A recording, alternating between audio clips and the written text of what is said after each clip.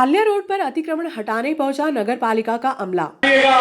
फूल मत जाइएगा। 22 जनवरी से भव्य संगीत माए श्री राम पाल्या रोड पर कबाड़ा व्यापारियों के अतिक्रमण हटाने के लिए शुक्रवार की दोपहर इंजीनियर नीलेश पंचोली सृष्टि गुप्ता के नेतृत्व में अतिक्रमण दल व जल शाखा के कर्मचारी जेसीबी के साथ मौके पर पहुंचे। इस दौरान अतिक्रमणकर्ता कबाड़ा व्यापारियों ने स्वेच्छा से अतिक्रमण हटाने की बात अधिकारियों से कही। क्षेत्र के 2 कबाड़ा व्यापारियों मकान का मटेरियल बेचने वाले व्यापारियों को समझाइश दी गई।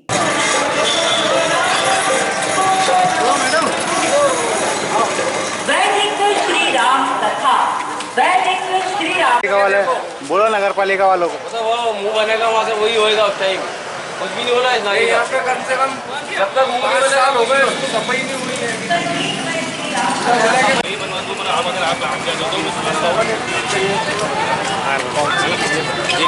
इधर भी यार हम बना दे क्या बड़े चक्कर क्या नहीं, ये पवन बना ठीक है आप बोल देना पवन सोलर नंबर अशोक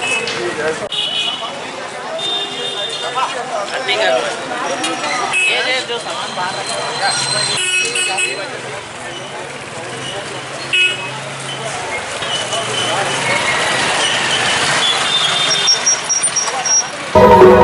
सर्व समाज सामूहिक विवाह पंजीयन कार्यालय का शुभारंभ। मुख्यमंत्री कन्या योजना के तहत शहर में 22 अप्रैल को सर्व समाज सामूहिक विवाह समारोह का आयोजन कृष्णा जीनिंग परिसर में होगा। विवाह पंजीयन के लिए शुक्रवार की दोपहर में कार्यालय का शुभारंभ जिलाध्यक्ष बहादुर सिंह बोरमुंडला के मुख्य आतिथ्य में किया गया। अध्यक्षता नगर पालिका अध्यक्ष संतोष ओपी गहलोत ने की। विशेष अतिथि के रूप में पूर्व विधायक दिलीप सिंह शेखावत ने शिरकत की।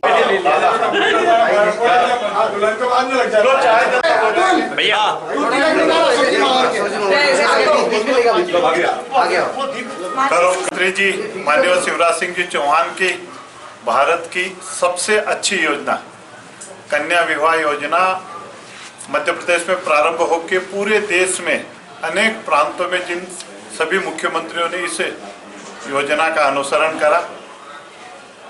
विगत जब से ये योजना मध्य प्रदेश में चालू हुई है, जब से लेकर आज तक 2500 कन्याओं का विवाह नगर पालिका जनपद के सहयोग से हमने करी है। पंडित देव दीनदयाल विचार मंच हमारा एक रजिस्टर्ड संस्था है, उस संस्था के तत्वाधान में होता है।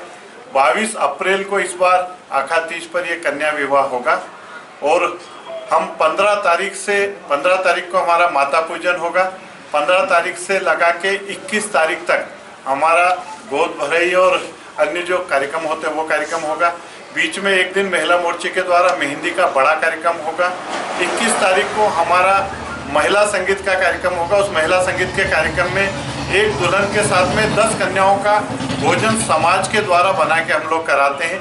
22 तारीख को हम लोग बहुत बड़ी वर निकासी निकालेंगे जो पूरा शहर दुल्हन की तरह सजेगा, जिसमें डीजे, बैंड बाजे, ढोल, ऊंट, हाथी, घोड़े, इस प्रकार का एक बड़ा आयोजन हमारा रहता है। और फिर निकाह और विवाह दोनों हम एक साथ करेंगे। ये सर्व समाज सामूहिक विवाह है।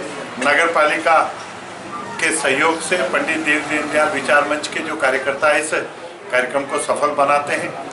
आज भारतीय जनता पार्टी का जो कार्यालय है, इस कार्यालय पे विधिवत भारतीय जनता पार्टी के जिला अध्यक्ष जी माननीय बहादुर सिंह जी, जिले के महामंत्री जी, जिले के उपाध्यक्ष जी, नगर पालिका के अध्यक्ष जी, नगर पालिका के उपाध्यक्ष, हमारे सारे पार्षद और हमारे जिले के और दीनदयाल विचार मंच के सज्जन जी, बीजेपी और सारे लोगों ने मिलकर आज इसका शुभारंभ करा।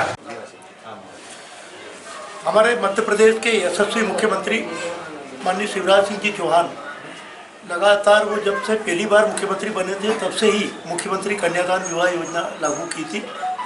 और हमारे माननीय दिलीप सिंह जी शेखावत जी के प्रयासों से दीनदयाल विचार मंच के सहयोग से और उसमें नगर पालिका के द्वारा जो आयोजन ये यहाँ किया जाता है, निश्चित रूप से मैं भी पिछले एकाध कार्यक्रम में चूँकि उसका साक्षी बना हूँ।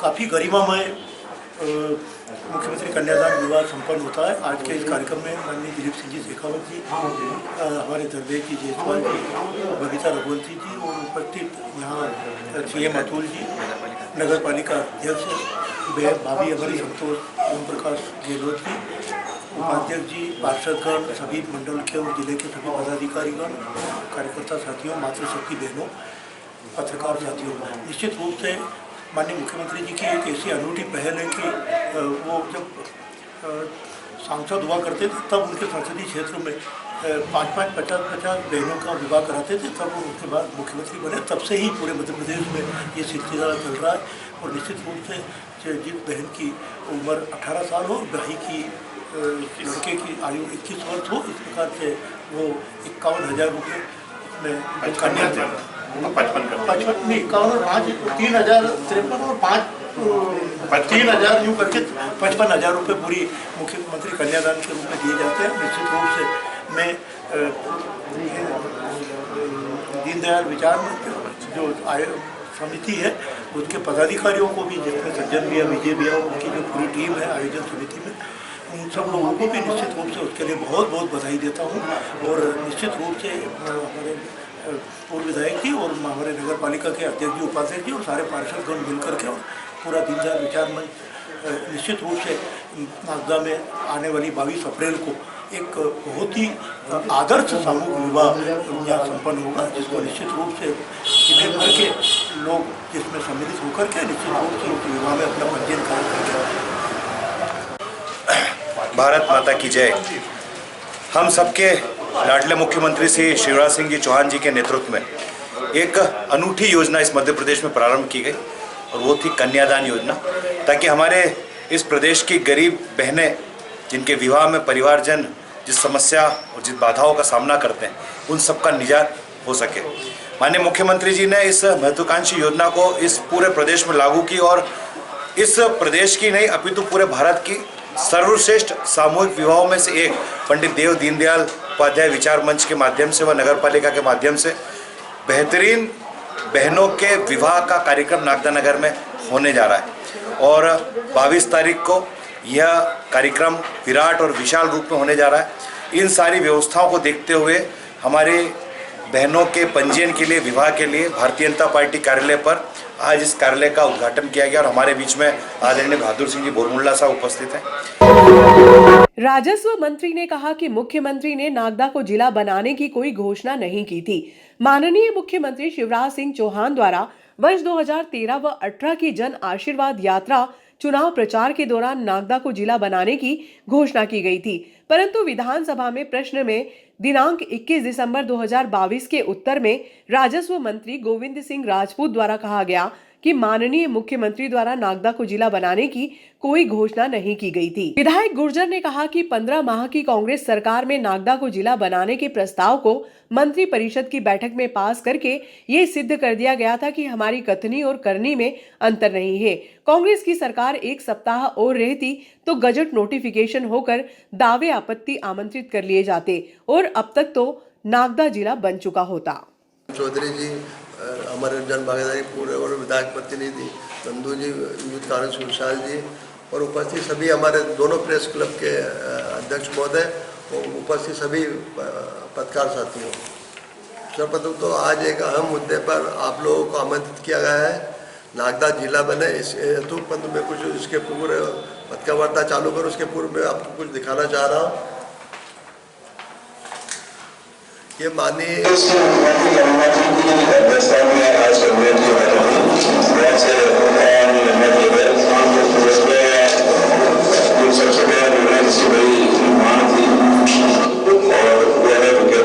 साथ 3 नए जिले बनाए, नागदा जिला, मैहर जिला और छछोड़ा जिला, जिससे लगातार मांग हो रही है। और नागदा जिले के हमारे विधायक हमारे साथ हैं भाई दिलीप सिंह गोयल जी, उनका मैं स्वागत करता हूँ इस प्रेस कॉन्फ्रेंस में और उनको बधाई देता हूँ। और सभी जिले के रहवासियों को हम बधाई और शुभकामनाएं देना चाहते हैं कि ये 3 नए जिले बने, जिससे मैं समझता हूँ प्रशासनिक व्यवस्था और सुधर इसकी प्रगति हो गई, बाकी कार्रवाई इसकी लगातार चलती रहेगी। इसके अलावा देखा ही है कि किस प्रकार से माननीय मुख्यमंत्री जी नागदा आए थे और घोषणा करके आए थे। अभी मैंने विधानसभा प्रश्न लगाया था 21 दिसंबर को, उसमें राजस्व मंत्री गोविंद सिंह राजपूत द्वारा कहा है कि नागदा जिला बनाने के लिए मुख्यमंत्री जी द्वारा कोई घोषणा नहीं की, परंतु उस प्रश्न में यह स्वीकार किया है कि कमलनाथ जी सरकार में नागदा को जिला बनाने का प्रस्ताव स्वीकृत किया गया था, परंतु गजट नोटिफिकेशन और अन्य कार्रवाई नहीं की गई। तो निश्चित रूप से ये एक अहम मुद्दा है। और साथ साथ इस बात के लिए भी मेरा अनुरोध है कि भारतीय जनता पार्टी सिर्फ नागदा के जिले के नाम पे वोट मांगती है, और नागदा की जनता ने उनको वोट भी दिया और दिलीप शेखावत को विधायक भी बनाया। 13 के चुनाव में नागदा जनता ने इसी और यहीं से नागदा से वो विधायक बने थे, और 13 के चुनाव में जनता ने उन्हें विधायक बनाया, विधायक रहे, परंतु उन्होंने जिला बनाने के लिए कोई ठोस कार्रवाई नहीं करी। और विधानसभा में भी उन्होंने क्वेश्चन उठाए, तो एक तरह से वो नकारात्मक क्वेश्चन के रूप में ले हम। और दूसरा, उन्होंने एक प्रतिनिधिमंडल की बात कही थी कि हम प्रतिनिधिमंडल मिला और इस प्रकार से मुख्यमंत्री से मिले सभी लोग, परंतु हमारे रामकिशोर दोगरी ने जब इस संबंध में हमने उनसे मांग भी की थी, जो ज्ञापन दिया उसकी प्रति सार्वजनिक की जाए, परंतु उन्होंने कोई सब प्रति आज तक सार्वजनिक की, ना कभी कोई डॉक्यूमेंट्स पत्रकारों को भी नहीं दिखाते हैं। तो फिर हमने विधानसभा में क्वेश्चन लगाया रामकिशोर दोगरी के माध्यम से, उन्होंने उस क्वेश्चन के जवाब में यही कहा कि ऐसा कोई प्रतिनिधिमंडल ना कोई जिले के संबंध में बात हुई।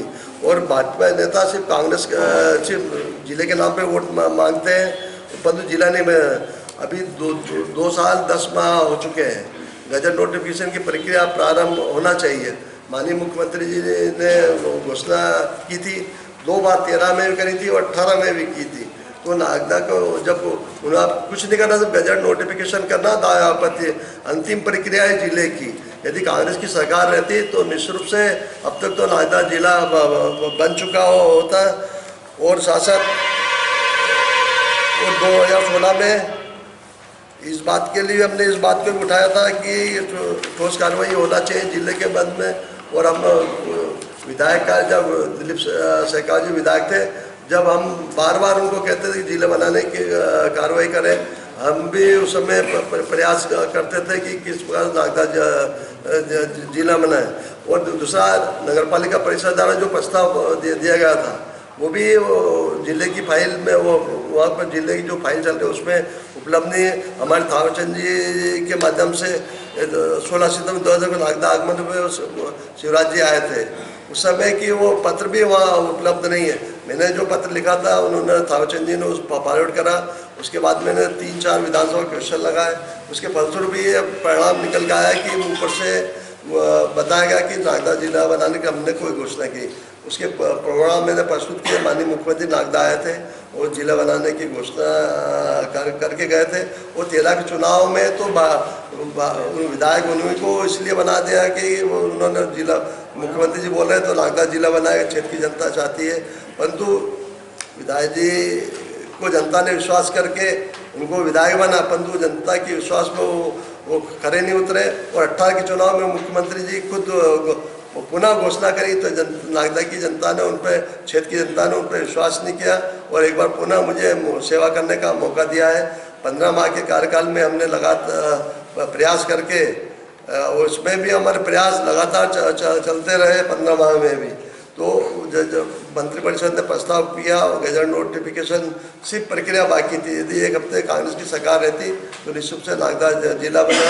हमारी कथनी करने में अंतर नहीं है, हमने जो कहा है वो करा है, और जो कहेंगे वो निश्चित रूप से हम करेंगे। हम अब अभी उसी गजट नोटिफिकेशन दावा आपत्ति है, इसके लिए हम जनता के बीच में जाएंगे और एक जन आंदोलन खड़ा करके भारतीय जनता पार्टी के शासन को मजबूर करेंगे कि गजट नोटिफिकेशन करें और नागदा को जिला बनाएं। हम भाजपा से भी आमंत्रित कर ले और कांग्रेस से भी आमंत्रित कर ले, तो वहाँ पर क्या है, एक साथ आमने सामने ये चर्चा हो जाएगी तो हमेशा के लिए ये खत्म ही हो जाएगा मामला। हाँ बिल्कुल कर लो ना, हम तो तैयार बैठे, हम तो, हमारे क्या है। तो बिल्कुल करें आप। पूर्व विधायक और विधायक के दोनों सामने क्लब के सामने बैठकर पूर्व विधायक और वर्तमान विधायक की बात नहीं है, ये जनता के हितों की बात है। जनता के हित के लिए तो सभी बात करते हैं, तो करके भी दिखाए ना, किसी बोलने तो थोड़ी हित वो हो जाएगा। मामला जोशी समाज की भूमिका राजस्व और नगर पालिका की टीम जांच करने पहुंची। रत्नाखेड़ी रोड पर जोशी समाज की धर्मशाला की भूमि की शिकायत पर राजस्व व नगर पालिका की संयुक्त टीम जांच करने के लिए मौके पर पहुंची। शिकायतकर्ता अशोक मावर ने आरोप लगाया कि जोशी समाज की समिति सदस्यों द्वारा निर्धारित भूमि से अधिक स्थान पर मंदिर निर्माण किया। धर्मशाला की भूमि शेष नहीं रही। वहीं समझौते के तहत 11 व्यक्तियों को प्लाट उपलब्ध कराने थे। 4 बैठक होने के बाद भी तय बातों का पालन नहीं किया गया, जिसको लेकर शिकायत की गई। इधर समिति अध्यक्ष राजू जोशी का कहना है कि भूमि का विक्रय नहीं किया गया है, जिसके प्लाट थे उन्हें दे दिए। मंदिर निर्माण प्रक्रिया में है। आरआई रतनलाल डामोर ने बताया कि शिकायत पर जांच करने के लिए पहुंचे हैं, जिसमें कुछ लोगों ने प्लाट की रजिस्ट्री उपलब्ध करवाई है। मामला अभी जांच में है। जांच के बाद प्रतिवेदन वरिष्ठ अधिकारियों को प्रस्तुत कर दिया जाएगा। उनके द्वारा अग्रिम कार्यवाही की जाएगी। इसमें तय हुआ था 11 तो प्लाट अपन काटेंगे, हाँ, जिनने पहले पैसे जमा किए थे उनके, जी जी, और बाकी समाज की धर्मशाला और समाज के मंदिर की ज़मीन छोड़ेंगे। अब चूँकि क्या हुआ कि यहाँ पे अधिकतर एरिया में मकान बन गए या प्लाट कट गए, इनकी रजिस्ट्री हो गई। मेरा इनसे ऐसा कहना था कि जो अपनी बात हुई, समाज के सारे लोग भी बैठे हैं, समाज वाले सब यही हैं, समाज वाले साथ में थे, इनके सामने बैठक में तय हुआ था कि केवल 11 मकान जिन्होंने पहले पैसे जमा किए थे उनको अपन प्लाट दे देंगे, बाकी की भूमि जोशी समाज के धर्मशाला के लिए और मंदिर के लिए होगी। क्योंकि इसमें मंदिर तो बात हुई थी 50 बाई 50 में बनाई है, क्योंकि ये 70 बाई 326 फीट ज़मीन है। 70 बाई 326 में से 23 बाई 35 का ये बना है, बाकी थोड़ी सी ज़मीन खुली पड़ी है, बाकी में सब में प्लाट कट गए। तय हुआ था 1150 में ही काटेंगे 11 प्लाट, तो बचती फिर उसके पास 150 फीट से ऊपर उसमें धर्मशाला हो जाती। तो ये हो गई, इसलिए मैंने शिकायत की थी। हम सब आपस वाले ही हैं। ये भी हुआ, बाद में लोगों ने कहा कि यार वो ज़मीन कम पड़ गई थी, तो मैंने कहा ज़मीन 1 बीघा की रजिस्ट्री करी, ज़मीन कहाँ कम पड़ गई। मैं इसलिए, एक तो शिकायत मेरी ये भी थी कि ज़मीन भी इनको निकाल के देना 1 बीघा की कहाँ पे गई हो, क्योंकि 1 बीघा ज़मीन की रजिस्ट्री हुई 22,500 स्क्वायर फीट की ज़मीन हुई, तो बाकी ज़मीन कहाँ गई, तो वो भी मुझे देखना था। इसलिए शिकायत करी, सारे लोगों को भी क्लियर हो कि समाज की ज़मीन है, समाज के लोग भी यहाँ पे हैं, उनकी भी बात, उन सब लोग मीटिंग में थे, समाज वाले जो बड़े बड़े जिनके अध्यक्ष भी थे, एक आध साल भी हो गए, सब ने मिल के तय करा था। और एक बार नहीं 4 बार मीटिंग हुई थी, और मीटिंग के बाद तय हुआ था कि ये ऐसा रहेगा, और उसके बाद ऐसा नहीं हुआ। मैंने समय समय पर जो रजिस्ट्री करे थे उनको चेताया भी मत करो, ये गलत काम है। उसके बाद नहीं माने तो मैंने शिकायत की। जांच चल रही, जो भी आएगा सामने आएगा। ये सही है तो ठीक है, नहीं तो कोई बात। सर, जमीन विवाद को लेकर एक मामले में आज नब्ती करने के लिए टीम यहाँ पे पहुंची, क्या है पूरा मामला? ग्राम पाल्या कला में सर्वे क्रमांक 237/1 रकबा 0.209 जमीन बनगू समाज जोशी समाज के नाम से किसी रामपाल व्यक्ति से इन्होंने भूमि क्रय की गई थी। इसमें इनका उद्देश्य ये था कि इसमें समाज का मंदिर और धर्मशाला निर्माण करना था, और जो शेष दोनों निर्माण करने के बाद जो शेष भूमि बचेगी उसका प्लाटों के रूप में विक्रय करके जो धनराशि प्राप्त होगी वो मंदिर और धर्मशाला में हम उपयोग करेंगे। शिकायतकर्ता अशोक कुमार मावर जी द्वारा लिखित में एसडीएम महोदय को निवेदन किया कि भाई जिस उद्देश्य के लिए ये संस्था गठित की गई थी उस उद्देश्यों से भटक के अध्यक्ष राजेंद्र जोशी और अन्य सदस्यों द्वारा जो है उस उद्देश्य को भटकते हुए, उद्देश्य विहीन कार्य करते हुए निजी जो समाज के नाम से भूमि क्रय की गई थी वो अपनी अपनी पत्नियों के नाम से इन्होंने रजिस्ट्री करवा दी है। इसकी जांच कर निष्पक्ष इसका जो है निराकरण किया जाने संबंधी शिकायत प्राप्त हुई थी, तो उसमें एसडीओ साहब ने जो है दल गठित किया है, नगर पालिका की टीम और राजस्व टीम। आज हम पूर्ण सूचना पत्र जारी करके मौके पर जाँच कर रहे हैं, जाँच जारी है। सर, मौके पर क्या जाँच कर रहे हैं, जाँच पड़ताल करेंगे। नियमों का उल्लंघन होने पर क्या कार्रवाई की जाएगी? वो वरिष्ठ अधिकारी बता पाएंगे, हम तो प्रारंभिक जाँच करके अधिकारी को सौंपेंगे। सर, आपने कहा नियम विहीन कार्य किया गया है, किस तरह से नियम विहीन कार्य? जाँच कर रहे हैं, वर्तमान हम जाँच कर ही रहे हैं, इसके बाद ही हम बता पाएंगे। Thank you sir, thank you. 1 बीघा जमीन खरीदी थी, वो इस बाबत खरीदी थी समाज यहाँ पे बस जाए, उन सबके यहाँ प्लाट भी हो, पास में जो बचे शेष जमीन धर्मशाला और मंदिर बनाएंगे। तो हमने उन लोगों को प्लाट दे दिए हैं। शेष जो बची है जमीन उसमें धर्मशाला और मंदिर भी आप देख ही रहो, मंदिर बन चुका है। शेष जो बची जमीन है उसमें धर्मशाला बनाएंगे। और ये खेती की जमीन थी है या कोई हमें तो नॉलेज नहीं है 1 बीघा जमीन कितनी होती है। जब शुरू में जब नाप के दी थी जमीन ने यहाँ से नाप के दी थी हमको रोड जमीन। अब ये कम है ज़्यादा है, ये पहले भी एक बार नप चुकी है। ये मंदिर के चक्कर में बहुत विवाद हुआ था यहाँ पे। पास की जमीन वालों ने बोला कि पास सामने हमारी ज़मीन है और यही शर्मा जी आए थे नापने के लिए। पास सामने दूसरे सामान उनके सामने वाले की ज़मीन 22 फीट निकली है यहाँ ज़्यादा। विद्युत कंपनी के आउटसोर्सिंग कर्मचारियों ने गुरुवार को ऊर्जा मंत्री को संबोधित ज्ञापन एसडीएम आशुतोष गोस्वामी को सौंपा। ज्ञापन में बताया प्रदेश व्यापी आह्वान के तहत 5 जनवरी से क्षेत्र के आउटसोर्सिंग कर्मचारी 6 जनवरी से अनिश्चितकालीन हड़ताल पर जा रहे थे, लेकिन 15 जनवरी तक समस्या को लेकर मुख्यमंत्री से मुलाकात कर समस्या समाधान का आश्वासन वरिष्ठ अधिकारियों द्वारा दिया गया था। इसके बाद भी कोई समाधान तो ठीक, मुलाकात तक नहीं हुई, जिसको लेकर 21 जनवरी से आउटसोर्सिंग अधिकारी अनिश्चितकालीन हड़ताल पर चले जाएंगे। मध्य प्रदेश विद्युत अधिकारी कर्मचारी कल्याण संघ और मध्य प्रदेश विद्युत मंडल तकनीकी कर्मचारी संघ, मध्य प्रदेश आउटसोर्स कर्मचारी संगठन और मध्य प्रदेश बृहद स्रोत विद्युत कर्मचारी संगठन, इन सभी संगठनों ने मिलकर संविदा और आउटसोर्स संविदा और कर्मचारियों ने एक मांगे रखी गई थी 6 तारीख को हड़ताल पे जाने की। तो उनके द्वारा जो निराकरण हमारे ऊर्जा सचिव द्वारा हमें बुलाकर दिया गया था निराकरण के, ये हमारी जो मांगे है 2 मांगे आश्वासन दिया गया था कि हमारी जो मांगे है वो पूरी की जाएगी और 15 दिन के अंदर अंदर मुख्यमंत्री से मिलाया जाएगा और बात होगी आश्वासन पे लेटर। उन्होंने वो मांगों का कोई निराकरण नहीं हुआ है अभी तक हमारे। हम 21 तारीख को हम वापस एक बार पुनः हम हड़ताल पर जा रहे हैं अनिश्चितकालीन और हमारी जो मुख्य मांगे है एक तो संविदा वालों को संविदा वालों को नियमितीकरण किया जाए और आउटसोर्स को संविलियन किया जाए, वेतन वृद्धि की जाए। ये देखिए शासन एक जना बोलो दोनों कोई भी शासन द्वारा हमारी मांगों का कोई निराकरण नहीं हुआ है अभी तक और ना कोई ना मुख्यमंत्री जी द्वारा अभी तक स्टेटमेंट आया है हमारी मांगों के लिए। इसीलिए हम 21 से हड़ताल पर अनिश्चितकालीन जाना चाहते हैं। कितने लोग जाएंगे आप? हम आउटसोर्स कर्मचारी हैं 60,000 और 7,000 संविदा कर्मचारी है और तकनीकी 12,000। कंजर गिरोह के 3 सदस्यों से चोरी की तूफान जब्त। गांव बनबना के एक पेट्रोल पंप से तूफान जीप चोरी करने वाले गिरोह के 3 सदस्यों को हिरासत में लिया। पुलिस ने आरोपियों की निशानदेही पर तूफान जीप राजस्थान के अरनिया टोकड़ा से जब्त की। कंजर गिरोह को सूचना व संरक्षण देने की शंका में पुलिस ने गांव के एक युवक को भी हिरासत में लिया। गांव बनबना निवासी सोनू पिता सुरेश चंद्र माहेश्वरी की तूफान जीप क्रमांक MP 13BA 3410 चोरी की सूचना मिलने पर CSP पिंटू कुमार बघेल TI श्यामचंद्र शर्मा ने 12 जनवरी 2023 को मौके पर पहुंचकर मामला जांच में लिया। इस दौरान CSP और TI ने ग्रामीणों को आश्वासन दिया था कि अतिशीघ्र मामले को ट्रेस कर लिया जाएगा। TI शर्मा ने वरिष्ठ अधिकारियों के मार्गदर्शन में 2 टीमें गठित की। एक टीम महिदपुर रोड तो दूसरी टीम खासरोद रोड पर दिए गए बिंदुओं के आधार पर काम करने लगी। पुलिस को सूचना मिली कि गांव छान के कच्चे रास्ते पर 3 व्यक्ति एक जीप लेकर बैठे हैं।